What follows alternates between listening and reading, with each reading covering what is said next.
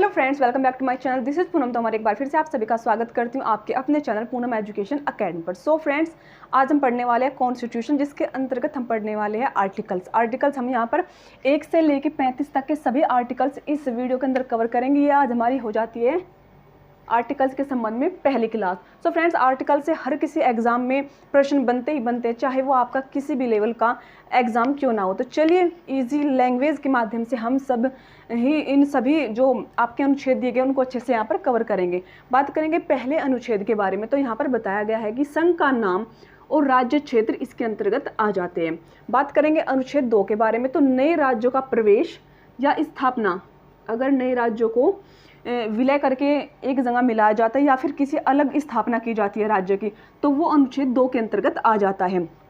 बात करेंगे अनुच्छेद 3 के बारे में। राज्य का निर्माण तथा सीमा, नामों में परिवर्तन। निर्माण, सीमा और नामों में परिवर्तन, यानी कि नेम चेंज अगर हम किसी राज्य का कर रहे हैं तो वो अनुच्छेद 3 के अंतर्गत आ जाएगा। अब बात करेंगे अनुच्छेद 4 के बारे में। पहली और चौथी अनुसूची के संशोधन तथा अनुपूरक विषयों पर उपलब्ध करने के लिए अनुच्छेद 2 और 3 के अधीन विधियां यहाँ पर अपनाई जाती है। अब बात करेंगे अनुच्छेद 5 के बारे में। इसके अंतर्गत आ जाता है नागरिकता। अनुच्छेद 6, पाकिस्तान से भारत आने वाले, यानी कि जो पाकिस्तान गए हुए हैं वो भारत जब वापस आते हैं तो आने वाले व्यक्तियों की नागरिकता के अधिकार यहाँ पर बने रहते हैं। उनके जो नागरिकता के अधिकार है वो यहाँ पर सुरक्षित रखे जाने की बात की गई है। अनुच्छेद 7 के अंतर्गत बताया कि भारत से पाकिस्तान जाने वाले, यहाँ पर पाकिस्तान से आने वाले थे और यहाँ पर बात की गई है भारत से पाकिस्तान जाने वाले व्यक्तियों की नागरिकता के अधिकार कैंसिल, यानी कि रद्द करने की बात इसके अंदर की गई है। अनुच्छेद 8, भारत के बाहर रहने वाले भारतीय जो भारत के बाहर रहकर जॉब करते या कुछ समय के लिए बाहर घूमने के लिए चले जाते हैं, यानी कि परमानेंट न जाकर टेम्परेरी यहाँ पर रहने की बात की गई है, यानी कि विदेश भ्रमण करने वाले व्यक्तियों के अधिकार भी यहाँ पर सुरक्षित रखे जाने की बात कही गई है। नागरिकता के संबंध में अनुच्छेद 9 के अंतर्गत आ जाता है विदेशी राज्य की नागरिकता स्वेच्छा से लेने पर भारत की नागरिकता समाप्त कर दी जाएगी। अनुच्छेद 10 के अंतर्गत बताया गया है नागरिकता के अधिकार का बना रहना, यानी कि आपके नागरिकता के जो अधिकार है उनको सुरक्षित रखे जाने की बात अनुच्छेद 10 के अंदर की गई है। अब बात करेंगे अनुच्छेद 11, संसद द्वारा नागरिकता के लिए कानून विनिमय किया जाना, यानी कि संसद आपकी नागरिकता के अधिकारों के संबंध में कानून बनाएगी और संसद है उसके अंतर्गत कौन बनाएगा? गृह मंत्रालय। अब बात करेंगे जो आपके अनुच्छेद 1 से लेकर 4 तक हो जाते हैं, यानी कि 1 से लेकर 4 तक और 5 से लेकर आपके यहाँ पर 11 तक, ये आपके आएंगे भाग 1 के अंतर्गत और ये 5 से लेकर 11 तक आएंगे आपके भाग 2 के अंतर्गत। अब जो भाग 1 के अंतर्गत आएंगे उसको कहा गया है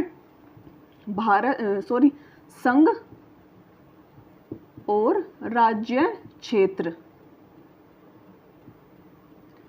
इसके अंतर्गत आपका आ जाता है भाग 1 यानी कि 1, और जो आपका 5 से 11 तक के अनुच्छेद हो जाते हैं वो आ जाता है आपका भाग 2, जिसके अंतर्गत दिया गया है नागरिकता, यानी नागरिकता के अंदर आपके 5 से लेकर 11 अनुच्छेद की बात की गई है और यहाँ पे 1 से लेकर 4 तक के अनुच्छेद की बात की गई है। तो इस प्रकार आपके भाग 1 और भाग 2 दोनों ही इन अनुच्छेद में यहाँ पर आपके कवर हो जाते हैं। अब बात करेंगे अनुच्छेद 12 की।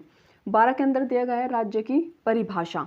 अनुच्छेद 13 के अंदर बताया गया है मूल अधिकारों का असंगत या अल्पीकरण करने की विधि। अल्पीकरण करने का मतलब यहाँ पर समझेंगे, क्योंकि जो आपके अनुच्छेद बुक के अंदर दिए गए उनकी लैंग्वेज थोड़ी सी यहाँ पर डिफिकल्ट होने के कारण आपको इन्हें समझने में प्रॉब्लम होती है, तो उन्हीं सभी चीज़ों को आसान करने के लिए मैंने वीडियो बनाई है।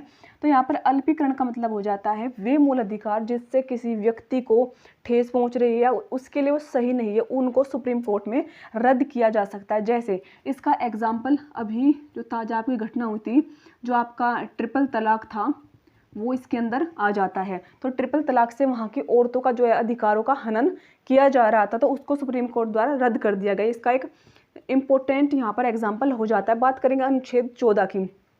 विधि के समक्ष समानता, यानी कि कानून के सामने सभी व्यक्ति और जितने भी आपके मनुष्य जाति है वो सभी इक्वल यहाँ पर कहा गया है।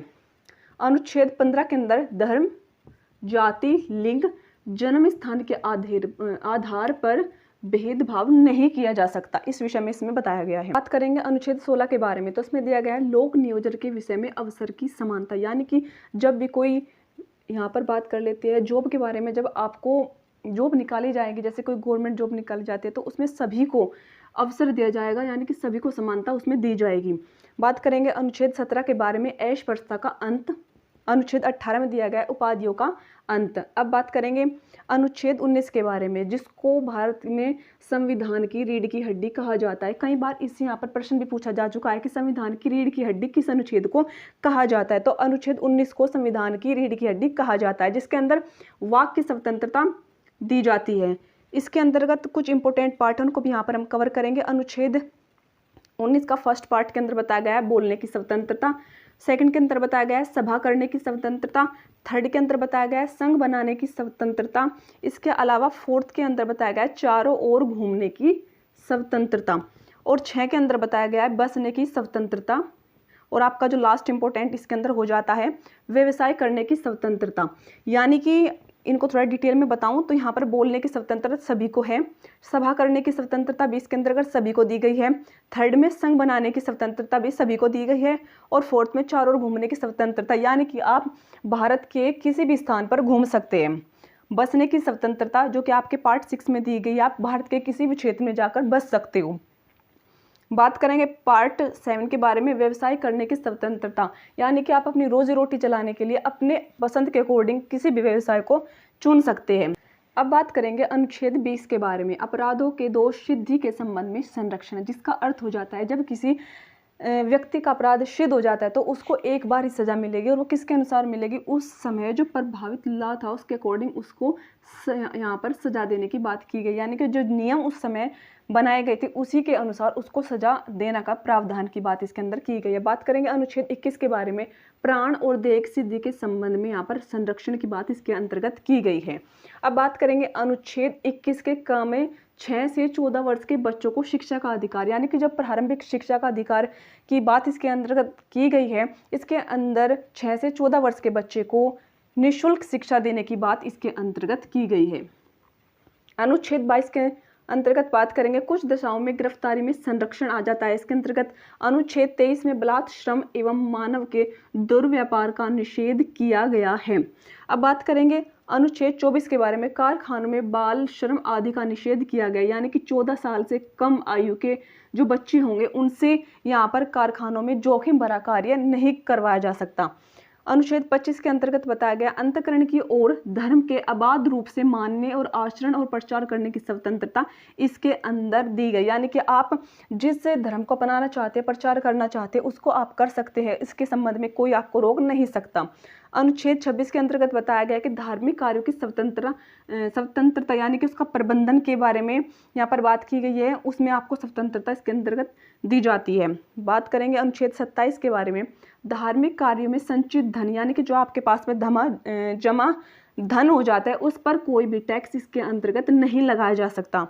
बात करेंगे अनुच्छेद 28 के बारे में, सरकारी स्कूल में धर्म की शिक्षा नहीं दी जाएगी, यानी कि कोई भी आपका गवर्नमेंट स्कूल हो जाएगा उसके अंतर्गत किसी भी धर्म पर जोर नहीं दिया जा सकता।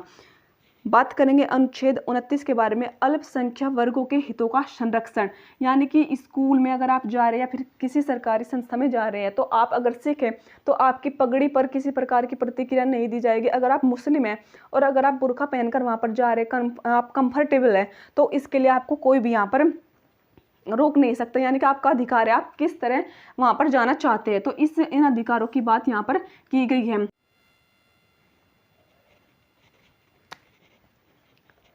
तो चलिए फ्रेंड्स, बात करते हैं अनुच्छेद 30 के बारे में, शिक्षा संस्था की स्थापना और प्रशासन करने का अल्पसंख्यक वर्गों का अधिकार, यानी कि अगर कोई अल्पसंख्यक वर्ग कोई शैक्षणिक संस्थान खोलना चाहता है, चलाना चाहता है, तो उसको सरकार अनुदान देने में भेदभाव नहीं कर सकती। अनुच्छेद 31 के बारे में बात करेंगे तो संपत्ति का अधिकार जो 44वें संविधान संशोधन द्वारा हटा दिया जा चुका है।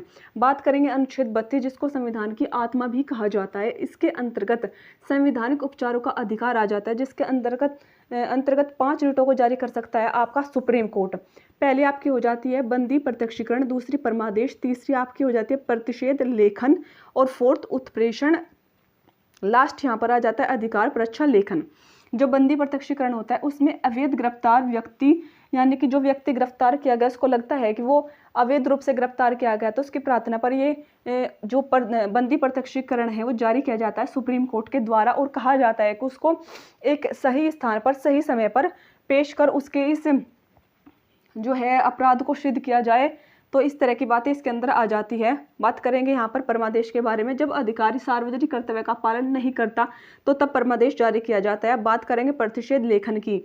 ये एससी और एससी द्वारा जारी किया जाता है जब कोई अधिकारी के अधिकार क्षेत्र के अंतर्गत क्षेत्र नहीं आता, तो तब वहाँ पर नो एक्शन, यानी कि वहाँ पर आप एक्शन नहीं ले सकते। अब बात करेंगे उत्प्रेषण के बारे में। तो यहाँ पर लंबित मुकदमे को न्याय के लिए वरिष्ठ न्यायालय को भेजा जाता है, यानी कि अगर कोई लंबित मुकदमा आपके अंडर में है तो उसको आप भेजेंगे वरिष्ठ न्यायालय को।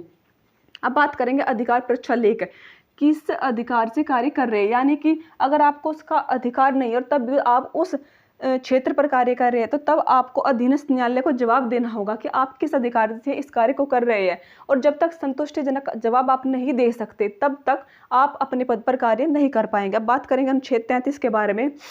प्रदत्त अधिकारियों का बलों आदि को लागू होने में उपांतरण करने की संसद की शक्ति, यानी कि मार्शल लॉ के बारे में इसमें बात की गई है। बात करेंगे अनुच्छेद 34 के बारे में।